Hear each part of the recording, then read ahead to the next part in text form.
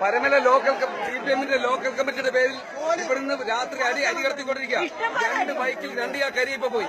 ഇപ്പൊ എയ്സിനകത്ത് അരി കടത്താൻ വേണ്ടി ലോക്കൽ കമ്മിറ്റി സെക്രട്ടറി ഷാജിയുടെ നേതൃത്വത്തിലാണ് ഈ തെമ്മാടിത്തരം പരമല ആശുപത്രിയിലെ പരമല സെമിനാരിയിലെ ഈ ക്യാമ്പിൽ നടന്നുകൊണ്ടിരിക്കുന്നത്. ഇത് അന്യായമാണ്.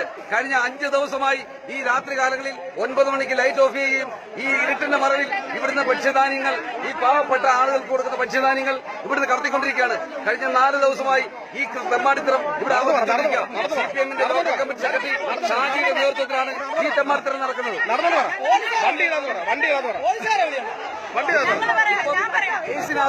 കേസിനകത്ത് ഇപ്പൊ സാധനം കടത്താൻ വേണ്ടി കൊണ്ടുവന്നിരിക്കുക.